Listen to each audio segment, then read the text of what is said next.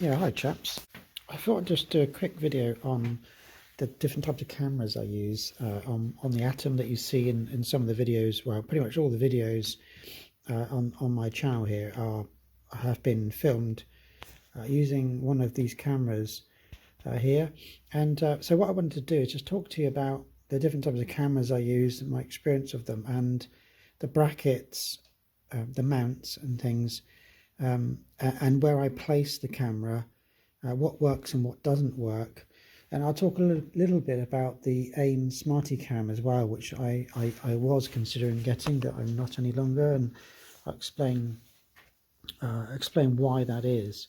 So without further ado, let's just have a look, and I can show demos or insert clips of videos so you can see the effectiveness of placing a camera in a certain place on the car, because I've had the car for a good 6 months now, and I've been playing around with different locations, different spots of and different mounts. Some of them just don't work. So let's start with the cameras. I've got 3 GoPros, so these 3 are the GoPros, and then I've got this cheap knockoff, Chinese knockoff one here. There are many of these on the market. Actually, this one's called a Cross Tour. This is probably one of the better ones. Actually, out of them, there are so many knockoff GoPro cameras or action cam cameras. This one was, I think, £40 when I bought it from Amazon. You can still buy them. They do.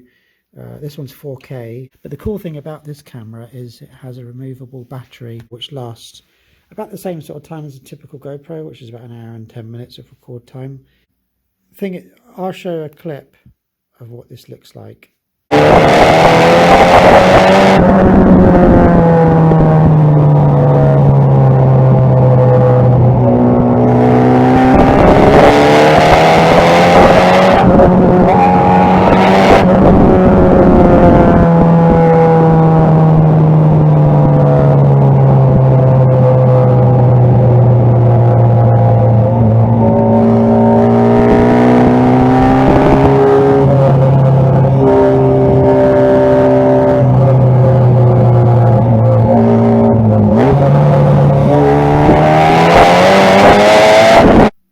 As you can see from the clip, it's not bad. It's just not a GoPro.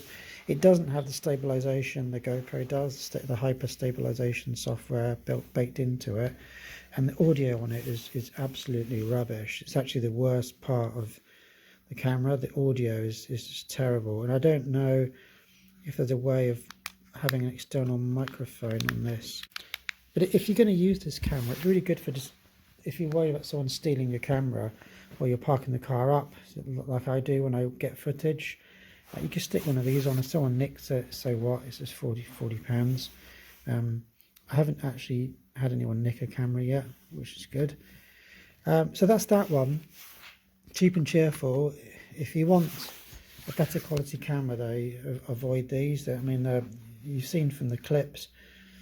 The next one is this one. I've had this GoPro for years. This is the original GoPro, actually, the Hero. This is the very first one they ever released, and I bought this on KLM Air Mile points for free. It has no stabilization technology built into it. It's just if you shake it like that, that's exactly what you'll see on the film, and I'll show you a clip of that.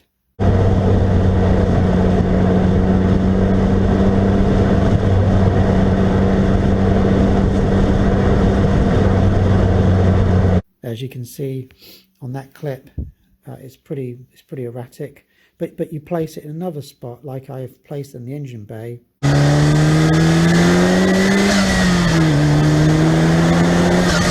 and it's okay. It's not too bad.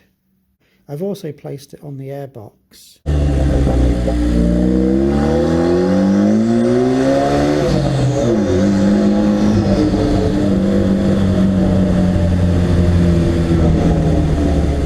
So it's okay, but it's not as good as the later GoPros, of course. So that's those two. They're the worst ones. And then it brings me to, this is probably the one I've used the most on my channel. This is the GoPro Hero 7 Silver. And it's a really good camera. The quality is outstanding. It's really good. The stabilization is second to none. It's brilliant. It doesn't have a removable lens here, so if you crack this, so because we put these on our cars, if you get a stone flick up, then you're screwed. You're done. It's just toast. So I've got a cover on here to protect it as much as possible. Quite a thick cover, and I've got one on the back as well. But this one is it doesn't take rechargeable batteries. The downside with it is once the batteries run out, that's it. You got to charge it up, and it takes a USB-C. Put all the links to all these cameras and stuff in the description so you can see for yourself. So that's that one. I'm really fond of that. So because I like that one so much, I then went and bought this one. This is the Hero Black 7. Now I just bought this one actually. I paid £200 for it. So when this was released, I think it was in 2019, it was £379, something like that. And this one is the Uber one, in my opinion. This is better than the 8 and the 9. I think a lot of YouTubers have.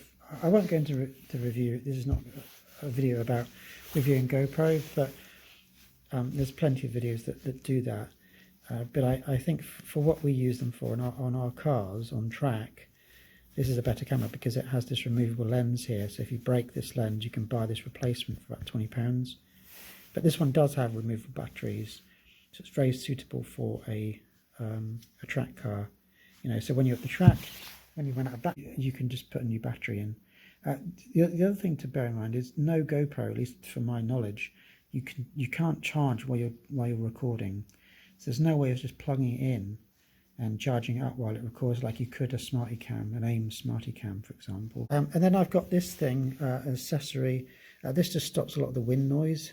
I'll show a demo of that compared to without it. So this is a sound clip with.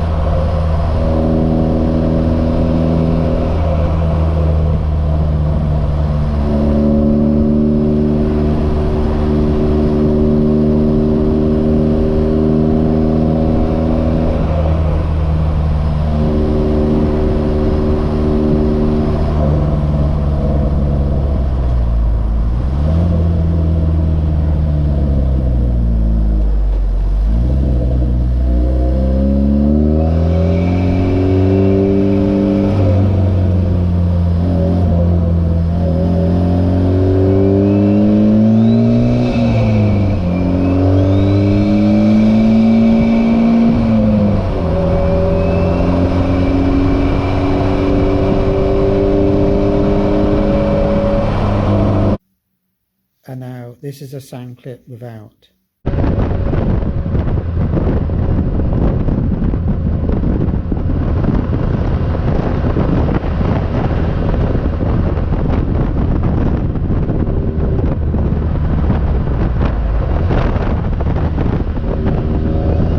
So I don't know if you can hear the difference.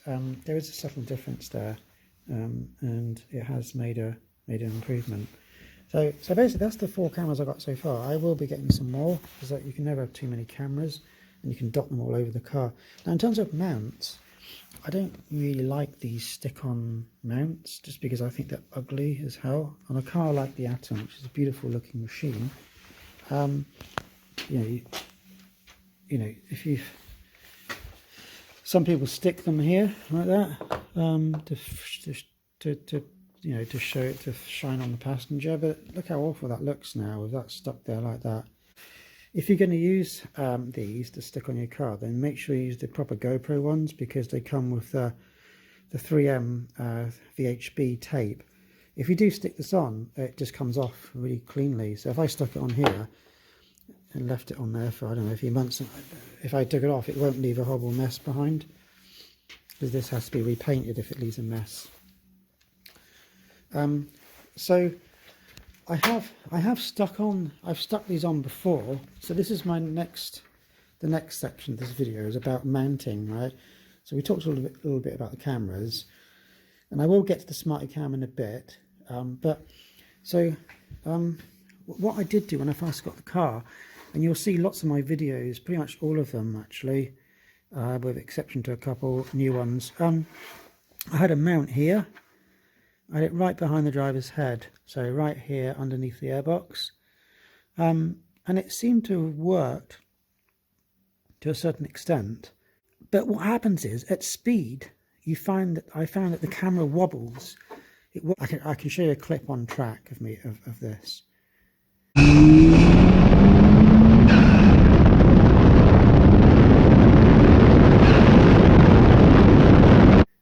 And so in that clip you can see the camera just starts to wobble and vibrate all over the place. And I've tried lots of different brackets and extensions. I've had this. This is just too wobbly. This is actually for a helmet. It's just not, it feels really strong. When you tighten it down, it doesn't move. I even tried bolting the camera directly to this bracket like this. There was no weak point. There's no movement in the camera, but the camera still kind of moved. The image, you see, it moved around. And I put it down to this flexing there. If you see that, I don't know if that comes through on camera. This is just fiberglass. This, actually, I don't know. Yeah, it's just fiberglass. So it's just not strong enough to hold the pressure of the wind blowing over the car, and it pushes the camera all over the place. So what I've done is I actually bought this suction mount. Now, there are some TDOs that will not allow these, but if you strategically place them hidden away like this down here, so if it was to fall off, it'd fall down here inside the car.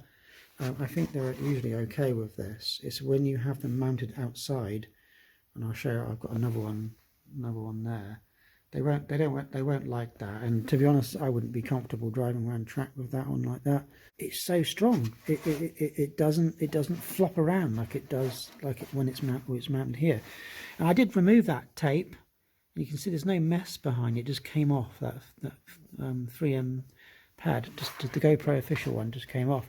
So I removed that, and now I'm keeping it here. And the camera sits a little bit lower now in the car, so it looks better actually because it's further back and it sits a little bit lower.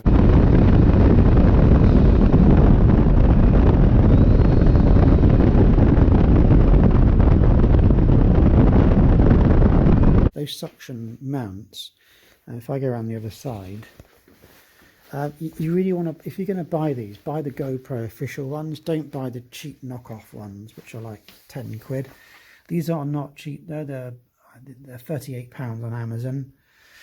And you can tell it's a GoPro because it's got the GoPro logo on it, and it doesn't move. I mean, and you get all these different arms. You can adjust these, so I can undo that. And they've got these teeth in there, so they don't move, they don't slip. There, see? And then this one, you get all these different adapters. I can change the position of the camera however I want. So I'm really pleased with these. I've also had it on the side of the tub down here to record the suspension. I had it on the tub here, and it didn't come off.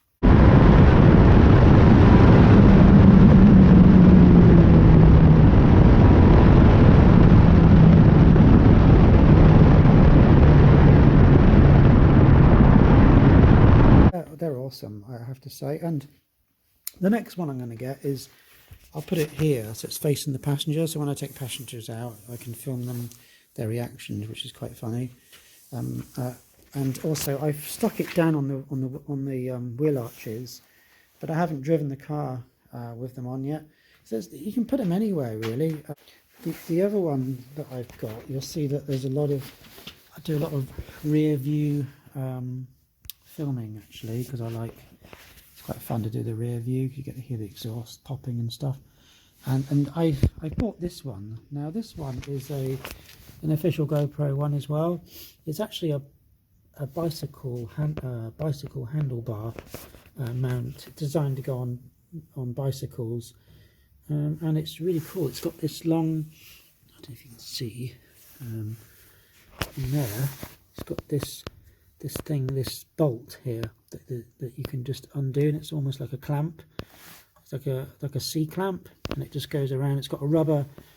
I think GoPro make is really high quality. It's got this rubber insert here, so you don't need to PPF the chassis or anything. It protects the chassis, and you can swivel it around. You can put any mount you want on here. So I did have it in a lot of my videos. I had it mounted up here.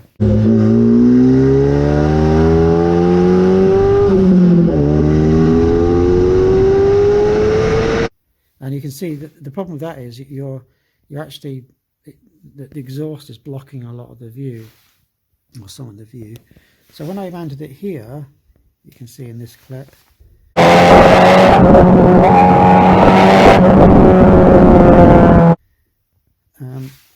it's a much better spot because you can't, it's really low to the ground and it's been blocking it at all. So that's, and then I've got this one here. So I'll show a little clip of that. This is a cheap, mount actually. I PPF the chassis because it doesn't have an insert, so just to stop it from scratching the paint off. And that was just to film the suspension. It's not a brilliant angle here. It's just, I did it when I first got the car. And I wanted to see what the suspension looked like when I was driving it, which is kind of cool. What else? Oh, the SmartyCam. Right, so that finishes off with the SmartyCam discussion. So if you're not familiar, the SmartyCam is a AiM's. So AiM's obviously make this dash, but they also make a SmartyCam camera that plugs into this dash. And it does that through a hub, the AiM's data hub that's installed back in the car. I can't get under there. It's right under this. It's right under this dash here.